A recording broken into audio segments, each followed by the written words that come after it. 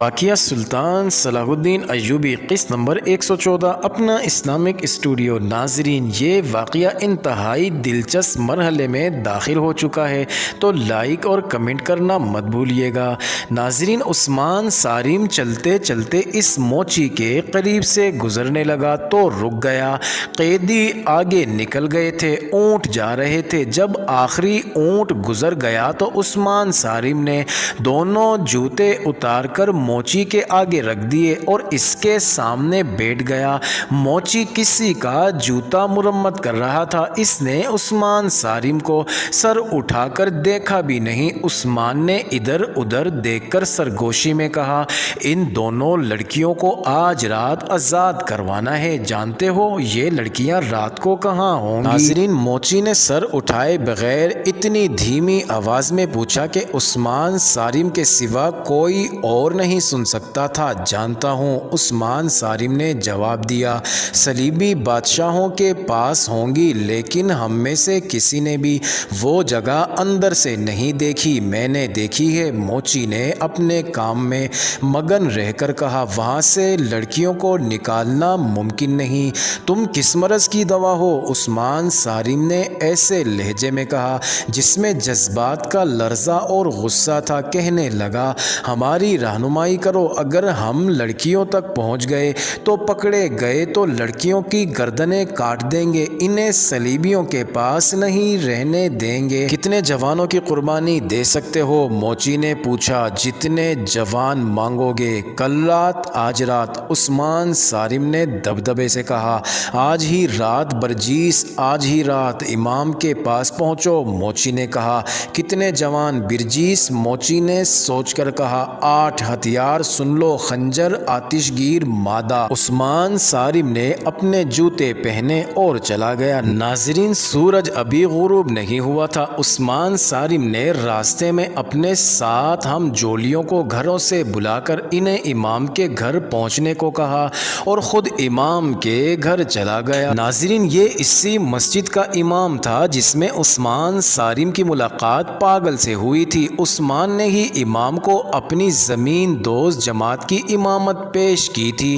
جسے جماعت کے ہر فرد نے قبول کر لیا تھا۔ یہ لوگ کسی نہ کسی کے گھر میں مل بیٹھتے اور لائحہ عمل تیار کرتے تھے۔ اب ان 2 مغویہ لڑکیوں کا مسئلہ سامنے آ گیا تو عثمان صارم نے ان کی رہائی کا ارادہ کر لیا، جو دراصل خودکشی کا ارادہ تھا۔ وہ موچی کے کہنے کے مطابق امام کے گھر چلا گیا۔ امام بے چینی سے اپنی ڈیوڑی میں ٹہل رہا تھا۔ عثمان صارم کو دیکھ کر رک گیا اور پوچھا، عثمان، تم نے اس قیدی کی للکار سنی تھی؟ معلوم ہوتا تھا وہ لڑکیاں اس کی بہنیں تھیں۔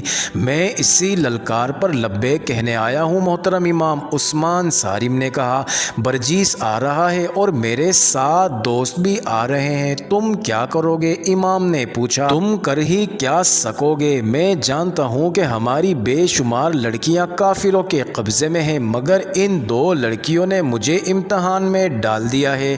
اس نے منہ اوپر کر کے گہری آہ بھری اور کہا، یا خدا، مجھے صرف ایک رات کے لیے جوان کر دے یا آج ہی رات میری جان لے لے۔ اگر میں زندہ رہا تو تمام عمر ان لڑکیوں کی آہوزاری مجھے سنائی دیتی رہے گی اور میں پاگل ہو جاؤں گا۔ ہمیں اپنی دانش کی روشنی دکھائیں۔ عثمان صارم نے کہا، مجھے امید ہے کہ ہم آپ کو ایک رات سے زیادہ بے چین نہیں رہنے دیں گے۔ عثمان صارم کے 2 ساتھی اندر آئے۔ امام نے انہیں بیٹھنے کو کہا اور تینوں سے مخاطب ہو کر کہا، آج یوں معلوم ہوتا ہے جیسے میری دانش جواب دے گئی ہے۔ مجھے اس طرح بے قابو نہیں ہونا چاہیے، لیکن کوئی غیرت کو للکارے تو جذبے بھڑک اٹھتے ہیں، جنہیں مطمئن کرنے کے لیے جوان ہونا ضروری ہوتا ہے۔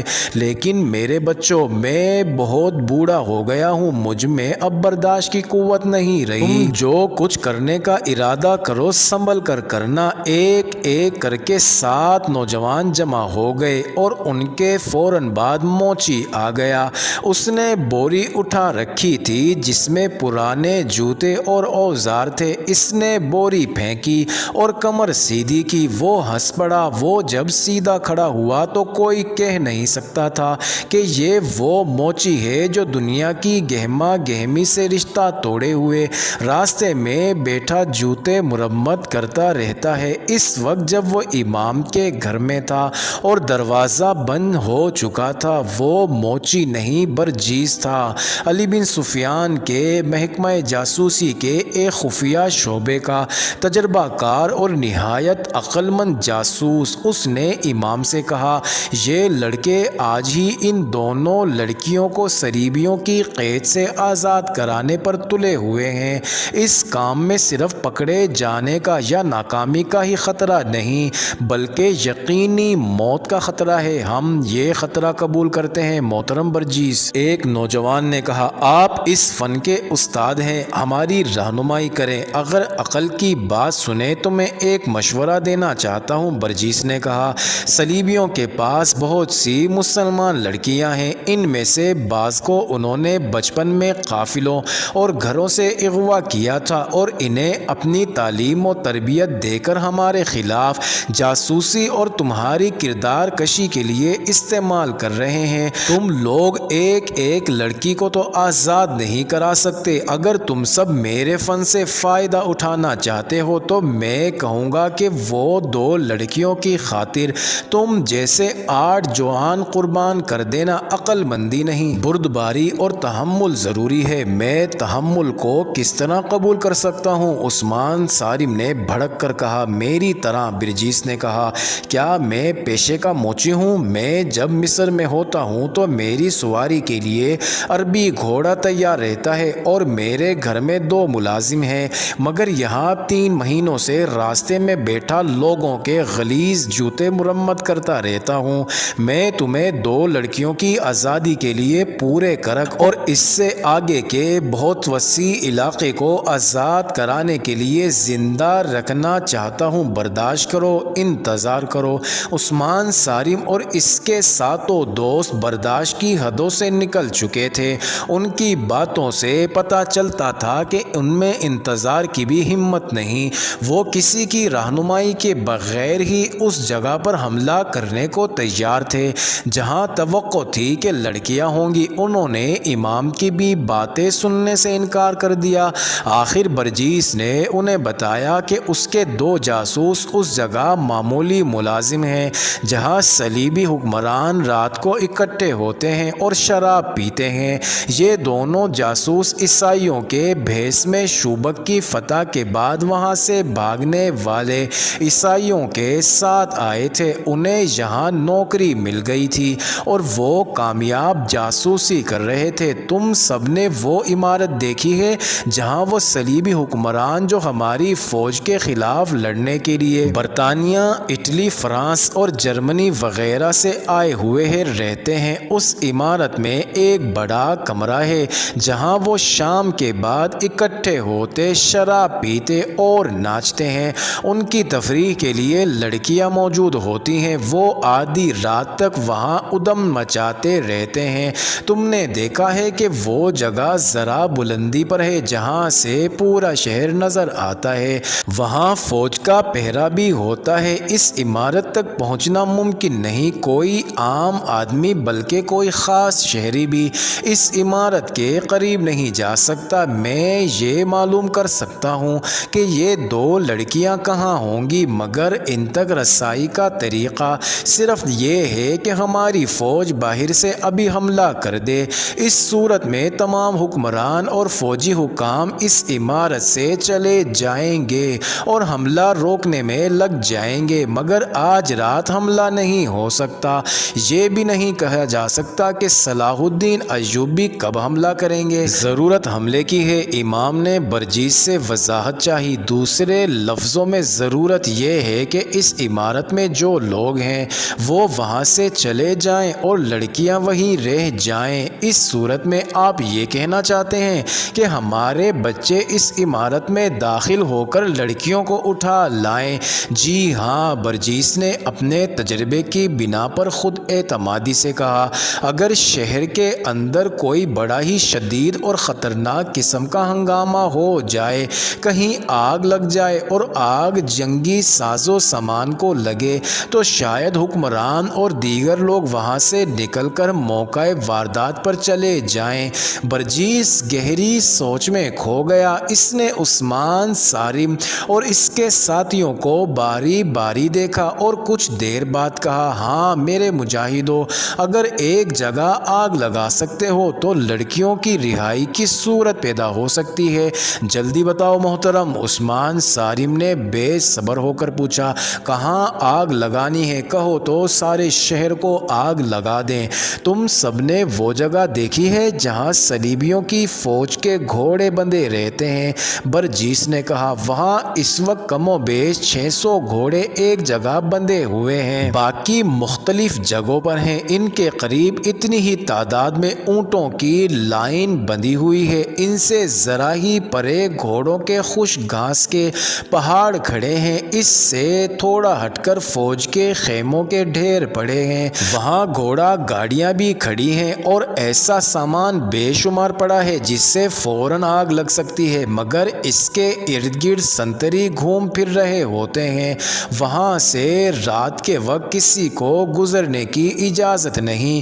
اگر تم اس گھاس اور خیموں کے انباروں کو آگ لگا سکو تو میں یقین سے کہتا ہوں کہ صلیبی حکمران ساری دنیا کو بھول کر وہاں پہنچ جائیں گے۔ گھاس، کپڑے اور لکڑی کے شعلے آسمان تک جائیں گے، سارے شہر پر خوف طاری ہو جائے گا۔ آگ لگانے کے ساتھ ہی اگر تم زیادہ سے زیادہ گھوڑوں کو کھول دو تو وہ ڈر کر ایسا بھاگیں گے کہ لوگوں کو کچلتے پھریں گے، مگر سوچنا یہ ہے کہ آگ کون لگائے گا، گھوڑے کون کھولے گا، اور آگ لگانے کے لیے وہاں پہنچا کس طرح جائے گا؟ فرض کر لو آگ لگ گئی، ایک نوجوان نے کہا، اس عمارت میں تم میرے بغیر نہیں جا سکو گے، وہاں میرے 2 ساتھی موجود ہیں، وہ مجھے بتا دیں گے کہ لڑکیاں کہاں ہیں، مگر یہ بھی سوچ لو کہ لڑکیوں کو اٹھا لائیں گے تو انہیں کہیں چھپانا بھی ہوگا اور اس کے بعد کرک کے مسلمانوں پر قیامت ٹوٹ پڑے گی۔ صلیبی یقین ہی نہیں کریں گے کہ یہ مسلمان کے سوا کسی اور کا کام ہو سکتا ہے۔ مسلمان پہلے کتنے کچھ آرام میں ہیں۔ امام نے کہا، میں مشورہ دیتا ہوں کہ ہم یہ کام کر گزریں۔ صلیبیوں کو معلوم ہو جانا چاہیے کہ مسلمان کتنا ہی مجبور اور بے بس کیوں نہ ہو، وہ غلام نہیں رہ سکتا اور اس کا وار جگر چاک کر دیا کرتا ہے۔ برجیس تو تھا ہی کمانڈو قسم کا جاسوس، وہ کئی راز معلوم کر کے سلطان ایوبی تک پہنچ چکا تھا، لیکن اسے اس قسم کی تخریب کاری کا کوئی موقع نہیں ملا تھا۔ وہ ایسی شدید کارروائی کو ضروری سمجھتا تھا کہ صلیبیوں کو معلوم ہو جائے کہ مسلمان کیا کر سکتا ہے۔ ناظرین، اس نے عثمان صارم اور اس کے ساتھیوں کو سمجھانا شروع کر دیا کہ انہیں کیا کرنا ہے۔ اس سلسلے کی 2 کڑیاں بہت نازک تھیں۔ ایک یہ کہ آگ لگانے کے لیے 3-4 لڑکیاں جائیں، وہ سنتری سے کسی اعلیٰ فوجی حاکم کا پتہ پوچھیں اور سنتری کو مار ڈالیں۔ برجیس نے لڑکیوں کو بھیجنے کی اس لیے سوچی تھی کہ عورت، خصوصاً نوجوان لڑکی جو تاثر پیدا کر سکتی ہے، وہ کوئی مرد نہیں کر سکتا، مرد شک پیدا کر سکتا ہے۔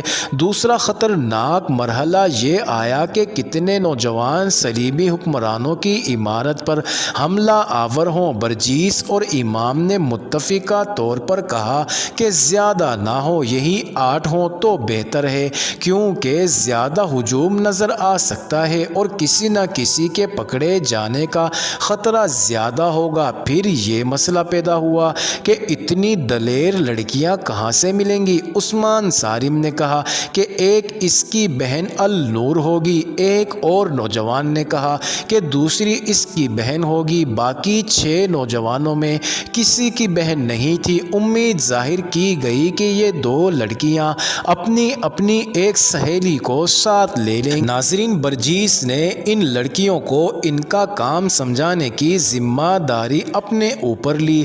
سورج غروب ہو گیا تھا، امام مسجد ایک طرف چلا گیا، باقی سب ایک ایک کر کے باہر نکلے۔